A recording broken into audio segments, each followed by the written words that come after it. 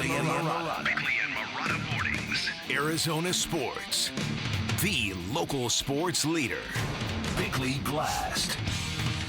Bryce Harper is a hardcore dude with MVP trophies to prove it between the lines. His opinion matters, and the other day he gave his official stamp of approval to our Diamondbacks. He said, quote, "They aren't scared." And to me, that is a mouthful, because I think I appreciate courage more than any other athletic trait, and the Diamondbacks have been fearless as of late. Once their record was 1-39 when trailing by multiple runs, now they refuse to make the last out. Once their chances of making the playoffs were at 17%, and now it's at 88%. And then there was last night. For a rookie like Adrian Del Castillo to coax a walk coming off the bench with 2 outs in the 9th inning, and then for Geraldo Perdomo to do the very same thing to keep the line moving, this is a team that is proving they will win via walks, home runs, or wild pitches, and we're watching some next-level stuff right now. So, is this one heck of a heater, or is this a baseball team becoming world-class in front of our eyes? Is this what it looks like when a team gets to the mountaintop, learning to never fear the regular season ever again, learning how to rise to the moments that matter the most? All I know is that only 2 teams in the National League currently have more wins than the Diamondbacks.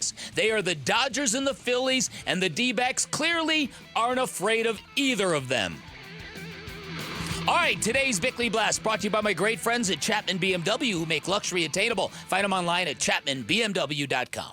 This was a team win, and those are exciting for me. Those are moments where I get that feeling that we're never out of a game when we link up 1 through 9 and we just power through an opportunity. We let that team give us the chance, and then when it was the right time, we took advantage of it. It was a great one. Yeah, it's Torey Lovullo after the win last night, a 4-3 walk-off job thanks to the base hit in the bottom of the 9th inning by Jake McCarthy that scored Carroll, and Del Castillo kind of awakened the slumbering bats in the 9th inning there against Victor Vodnik.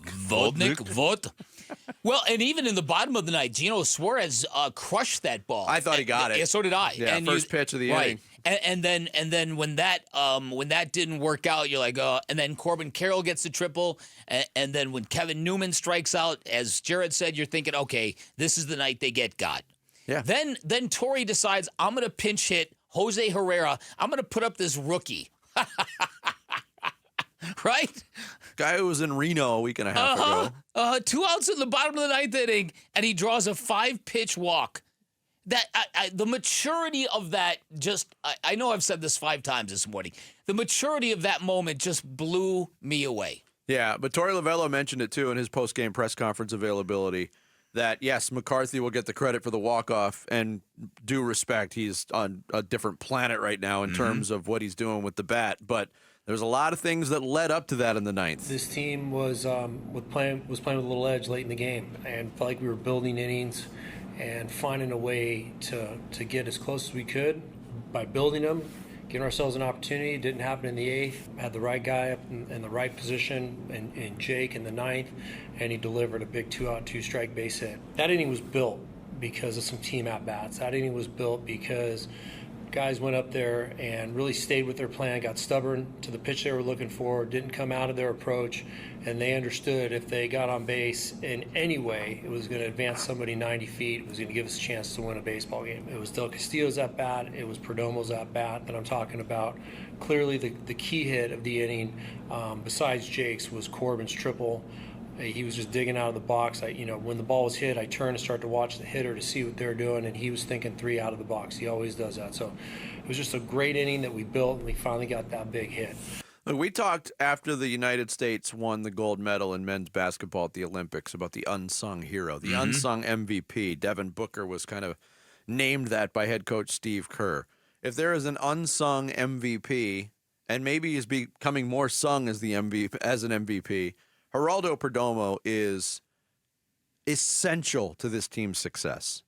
And that at-bat last night, an 8-pitch at-bat against Vodnik, right before Jake McCarthy steps in, they have played at a different level since Geraldo Perdomo came back from the injured list. Completely And agree. you're going to look at the numbers and say, all right, Completely agree. they're decent, but what he does defensively, what he does with the bat in his hands and working great at bats from both sides of the plate, and the vibes he gives in the locker room. It's just the whole blend of it makes him so important. So true, so underrated, so valuable, so important.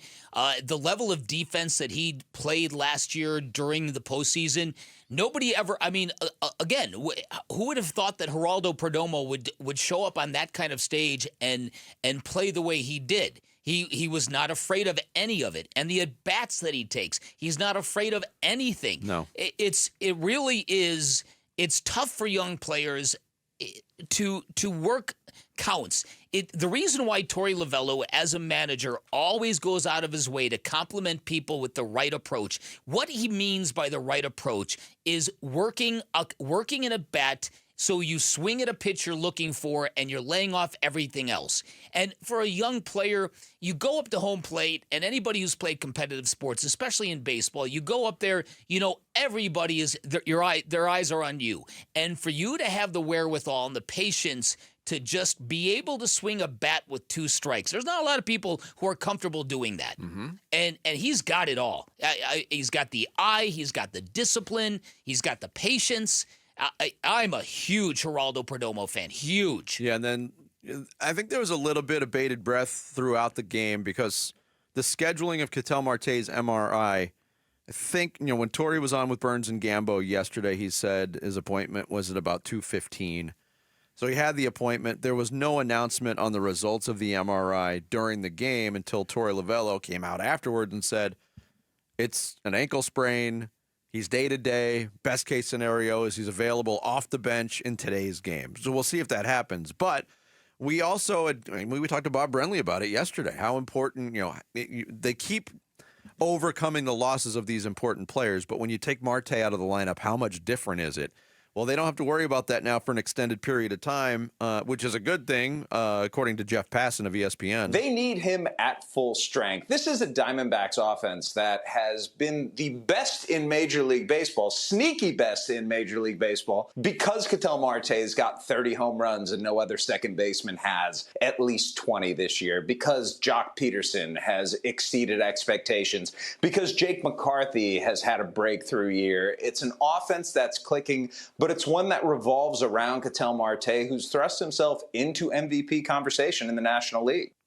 It just dawned on me too, and over the last couple days, is now you overhear people. This is the time of the year with what the Diamondbacks are doing and how they're playing.